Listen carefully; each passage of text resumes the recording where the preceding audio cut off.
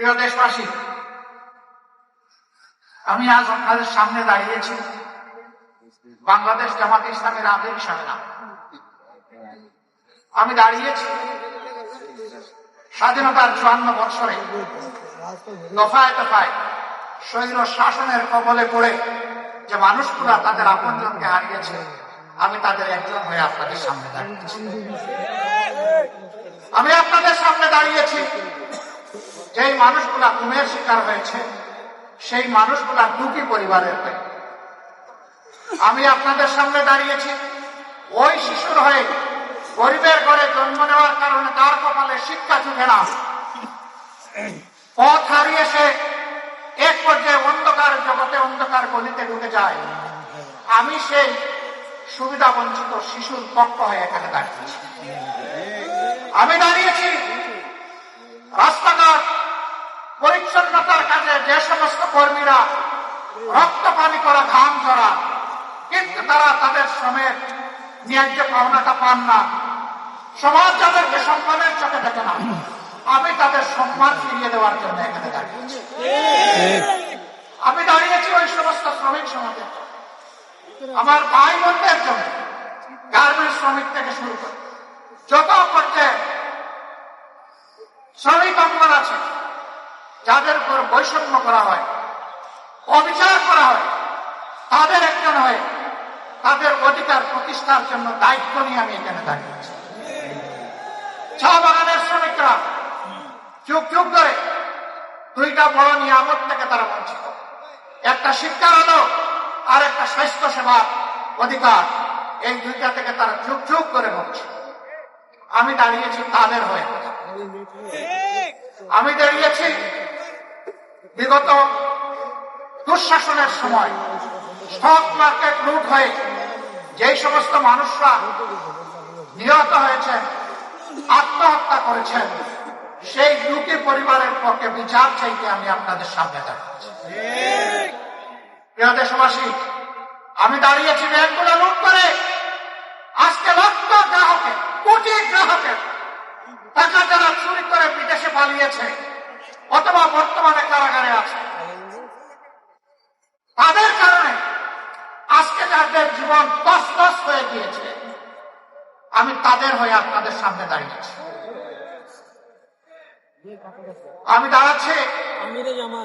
আমি দাঁড়িয়ে আছি 24-এর বিপ্লবীদের হয়ে। আজকে বিভিন্ন জায়গায় তাদের উপর অত্যাচার এখনো বন্ধ হয়নি, তার বাস্তব প্রমাণ শহীদ শরীফ উসমান ইবনে হাদি। তার কণ্ঠ ছিল আধিপত্যবাদের বিরুদ্ধে, কণ্ঠ ছিল চাঁদাবাজদের বিরুদ্ধে, কণ্ঠ ছিল দুর্নীতিবাজদের বিরুদ্ধে, কণ্ঠ ছিল যুবকদের প্রত্যাশার একটা বাংলাদেশ গড়ার পক্ষে। যারা তা চায় না তারা তাকে শেষ করে দিয়েছে, কিন্তু না, হাতি শেষ করে যায়নি। হাতি একজন ছিল, এখন 18 কোটি হাতি তৈরি করেছে। 18 কোটি হাতি, 18 কোটি মানুষের অন্তরে হাতি এখন শ্রদ্ধা বিপ্লবের আসন সে দখল করে। এই হাতির রক্ত থেকে এখন লক্ষ নয় কোটি হাতি তৈরি হয়েছে। আদি তোমাকে আমরা কথা দিচ্ছি, ভাই, তোমার রূহ তার সাক্ষী থাকো।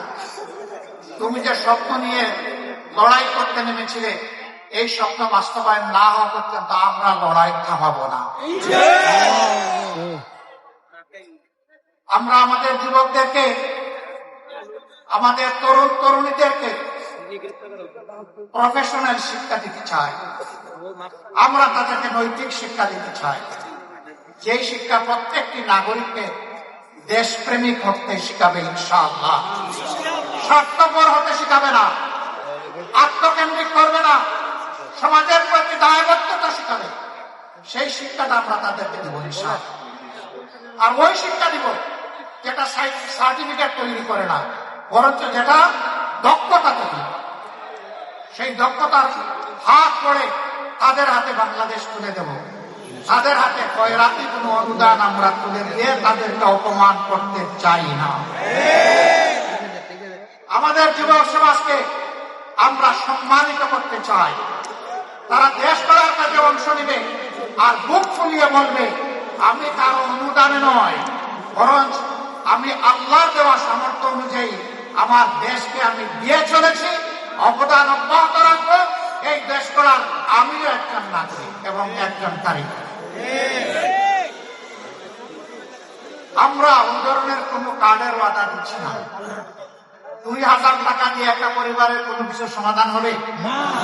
আমার ভাই নাহিদ ইসলাম বলেছে তাতে আবার ভাগ বসে দেওয়া হবে। আস্থা আগে, তারপরে ওই কথা 2000 1000 আমার কাছে, আমাকে আগে দাও, তারপরে তোমারটা তুমি বুঝে নাও। তাও না, কাল্পনিক কিছু মানুষের চরিত্র একে তাদের হাতে তুলে দেওয়া হবে, সরকারের হাতে তুলে দেওয়া হবে, বেকারের হাতে নয়। এই বৈষম্য গুলাকে আমরা দেখতে পাইনি। টাকা কোত্থেকে আসবে? টাকার সোর্স তো জনগণ। এটা তো আমাদের কারো টাকা না, জনগণের ট্যাক্সের টাকায় দেশ চলে। ট্যাক্সের বাইরে কিন্তু একটা বেসরকারি ট্যাক্স আছে প্রত্যেকটা মুদির দোকানে, রাস্তাঘাটে, হকারের কাছে, এমনকি রাস্তার পাশে বসে যে ভাই বোনটি ভিক্ষা করে তার কাছ থেকে একটা ট্যাক্স নেওয়া হয়। ওই ট্যাক্সের টাকা আমরা আমাদের জনগণের হাতে তুলে দিতে চাই না। শুধু তাই না, ওই ট্যাক্স বন্ধ করে দেওয়া হবে ইনশাআল্লাহ। ওই ট্যাক্স নামের চাঁদাবাজি আর চলবে না।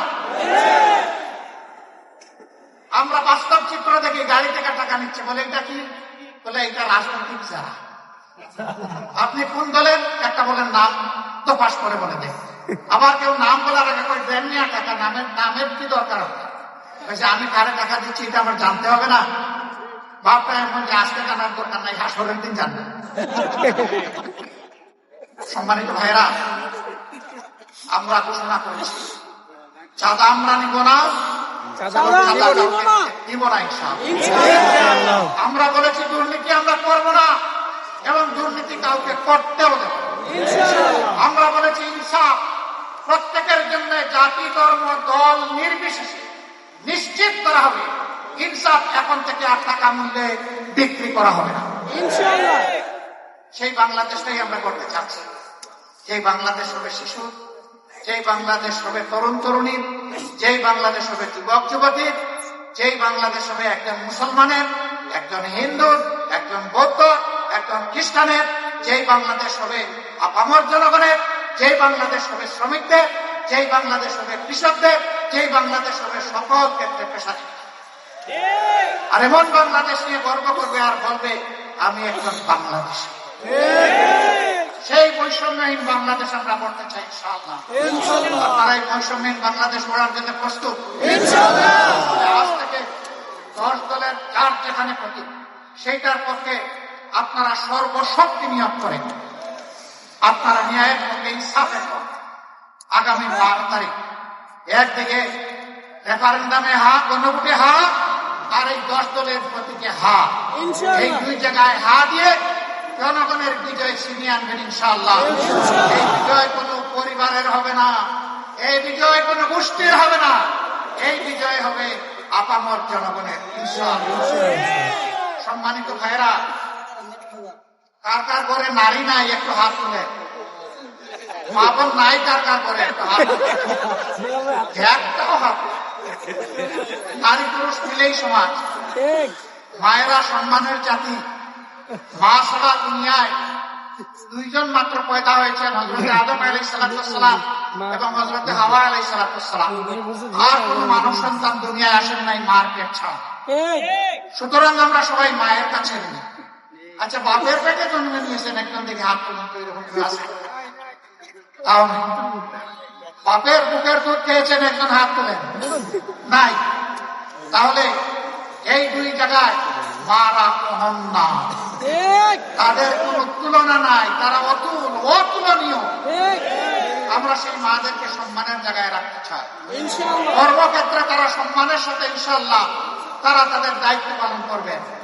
সেই ক্ষেত্রে তাদের শতভাগ নিরাপত্তা নিশ্চিত করা হবে। রাস্তাঘাটে চলাফেরায় আমরা নিরাপত্তা নিশ্চিতে অঙ্গীকারবদ্ধ। তার জন্য যা করা দরকার, আল্লাহ যদি তার মেহেরবানিতে জনগণের মুখে আমাদেরকে নির্বাচিত করে সরকার গঠনের সুযোগ দেন, তাহলে আমরা তার সব কিছু করবো ইনশাআল্লাহ। নারী পুরুষ সবাই মিলে আমরা আগামী বাংলাদেশ গড়ব ইনশাআল্লাহ। আল্লাহ তাআলা সেই বাংলাদেশকে আমাদেরকে গড়ার তৌফিক দান করুন। আমিন। যারা এর বাইরে আজে বাজে কথা বলে জনগণকে বিভ্রান্ত করতে চায়, আমাদের মায়েরা, আমাদের ভাইয়েরা তাদের জবাব দেওয়ার জন্য যথেষ্ট। আমরা কিছু বন্ধুদেরকে বলতে চাই, মেহেরবানি মাদের ইজ্জত নিয়ে কখনো তাহলে আগুন চলবে না। সব সহ্য করবো, মাদের ইজ্জতের ব্যাপারে বরদাস্ত করব না। এই জায়গায় সবাইকে সতর্কতা অবলম্বন করতে হবে। আপনাদেরকে ধন্যবাদ, আপনাদের শুকরিয়া। আল্লাহ তাআলা আজকে এখান থেকে যে নির্বাচন প্রচারণা আমরা শুরু করলাম, আল্লাহ আমাদের অভিযাত্রা সহজ করে বরকতময় করে দিন। বাংলাদেশের জনগণের কল্যাণে যা দরকার তাই করার তৌফিক দান করুন। আমিন। আখের আল্লাহ রাব্বুল আলামিন আমাদেরকে একটি নিরাপদ, মানবিক, বৈষম্য মুক্ত, দুর্নীতি মুক্ত একটা ইনসাফের বাংলাদেশ গড়ার তৌফিক আল্লাহ তাআলা আমাদের দান করুন। আল্লাহ হাফেজ। বাংলাদেশ জিন্দাবাদ। হস্তলীয় অক্ট জিন্দাবাদ। আসসালামু আলাইকুম ওয়া রাহমাতুল্লাহি ওয়া বারাকাতুহু।